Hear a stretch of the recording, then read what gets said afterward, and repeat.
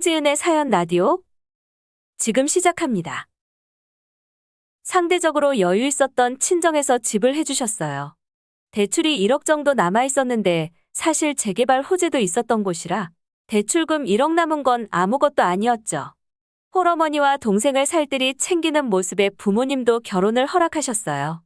돈도 좋지만 그래도 길게 보면 가정적인 남자가 최고라면서요. 물론 아무리 힘들어도 조금이라도 시댁에서 지원이 있었다면 그래도 괜찮았을 텐데 시댁 지원은 하나도 없이 남편이 직장 생활하며 모은 돈으로 인테리어랑 혼수해온 게 전부였어요. 아빠는 그래도 사람 됨됨이가 중요한 거라며 괜찮다고 하셨지만 어머니께서는 많이 속상해하셨어요. 그래도 결혼하고 한동안은 자상하고 가정적인 남편으로 제 역할에 충실했어요. 맞벌이하면서 시댁에 생활비 들여야 하는 남편을 위해 수입은 생활비만 각출해서 쓰고 나머지는 각자 관리하기로 했죠. 저도 물론 부모님께 용돈을 드리긴 했지만 정말 작은 금액이었고 저는 아파트 대출 갚느라 정신없었고요. 그렇게 1년 정도 지났을 때 시누이가 혼전 임신으로 갑자기 결혼을 하게 되었어요. 30도 안 된 나이에 준비된 거 하나 없이 취업 못한 남자친구와 결혼을 하게 되어서 양가 모두 발칵 뒤집어졌죠. 양가가 서로에게 책임을 전가하는 상황이었지만 어쨌든 누구보다 힘든 게 당사자일 테니까 남편과는 별도로 제가 300만 원을 시누이에게 전달했어요. 고맙다고는 하는데 크게 고마워하지 않는 듯한 느낌을 받아서 기분이 조금 찝찝하긴 했지만 저는 도와줬으니 나중에 무슨 상황이 오더라도 할 말은 있으니까요. 그렇게 반년 정도 더 지나서 집값이 많이 오르기도 했고 남편 직장과 가까운 쪽에 괜찮은 매물이 나왔더라고요. 그래서 저희 집 전세 놓고 대출 조금 받아서 남편 직장 쪽에 아파트를 하나 더 사려고 준비하고 있었어요. 부동산에 집 내놓고 대출 알아보고 다니는데 시어머니에게서 연락이 왔죠.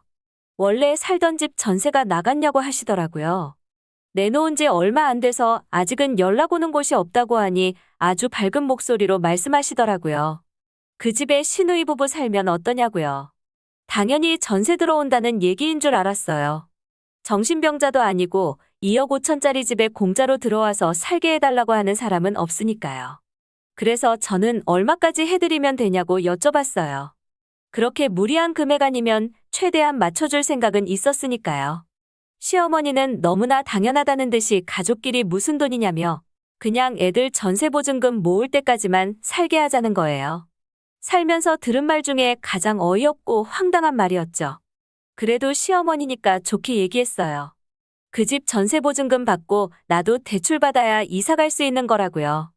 그 집에서 보증금이 안 나오면 저희도 살 집이 없는데 어떡하냐니까 저희 보고 대출을 더 받으라는 거예요. 큰 집 이사 가서 아이라도 생기면 남편 월급으로는 대출이자랑 생활비 쓰면 끝이라고 애기 분유값도 안 나온다고 했죠.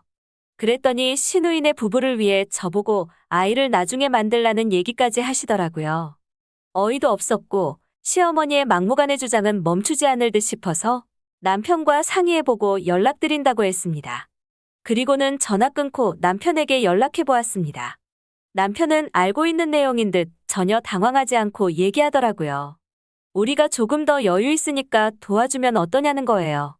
없이 결혼해서 힘들게 살고 있다면서요. 그러면서 안 해도 되는 말을 해서 사람 혈압을 올리더라고요. 큰며느리로서 시누이 좀 도와주자고 가족 좋다는 게 다 이런 거 아니겠냐면서요. 아니 친정에서 여유 있게 살라고 해준 집을 왜 시누이 여유 있게 살라고 내가 양보해줘야 하는지 하나도 이해가 안 가는데 제가 이기적인 건가요? 저는 남편에게 따졌습니다. 혹시 인테리어하고 가전 좀 들고 왔다고 그런 소리 하는 거면 다시 들고 나가라고요. 추호도 시누이 도와줄 생각 없으니까 다시 한번 그런 소리 했다가는 쫓아내겠다고 했습니다. 다음 날 바로 시어머니한테서 전화 왔습니다. 너무한 거 아니냐면서요. 달라는 것도 아니고 그냥 애들 자리 잡을 돈 좀 모으게 시간 좀 주자는 건데 가족끼리 그것도 못 해주냐면서요. 그것도 부족해서 어디 남편한테 쫓아낸다는 소리를 하냐고 하시더라고요. 너무 화가 나서 시어머니한테 말씀드렸어요. 시누이가 나 시집 올 때 1,000원짜리 한 장이라도 줬냐? 아니지 않냐? 시댁에서는 나한테 뭐 해줬냐? 아무것도 없지 않냐? 하지만 난 시누이 시집 갈 때 300 줬는데 그건 시누이가 얘기 안 했냐고요. 어지간한 시집살이에도 별말 없이 참아왔는데 처음으로 제가 따발총 갈기듯 내뱉으니 아마 적잖게 당황하셨을 거예요.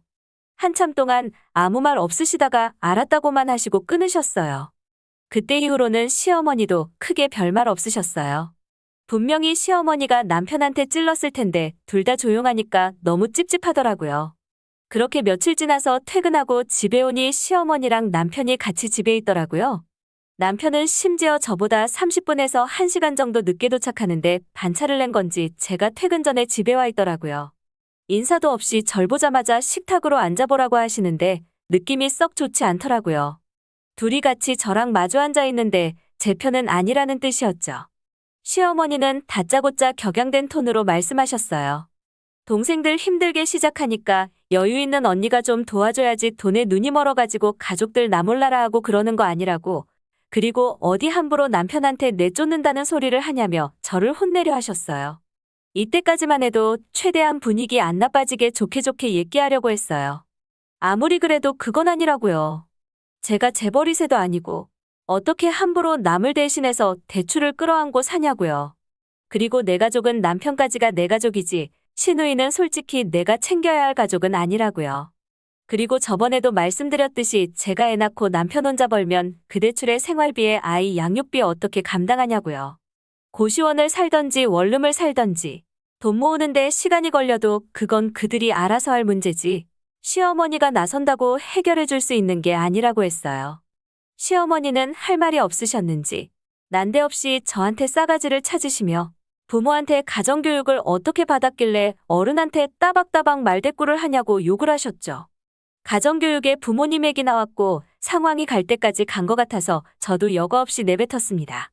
그러는 시어머니는 가정교육을 어떻게 받으셨길래 칼도 없이 강도질을 하시냐고 어머님 논리대로라면 나도 가족인데 가족 걸 지금 강도질 하시는 거냐고 했습니다. 그때 난데없이 뭔가가 제 뺨으로 날아왔어요. 머리가 핑 돌고 얼굴이 화끈화끈하더라고요. 남편을 바라보니 자기가 때리고도 놀란 듯했죠. 그 와중에 자기 엄마 편을 들어야 한다고 생각한 건지 어른한테 말 버릇이 그게 뭐냐고 하더라고요. 저 그대로 방에 뛰어 들어가서 문 잠그고 남편한테 폭행당했다고 경찰 불렀습니다.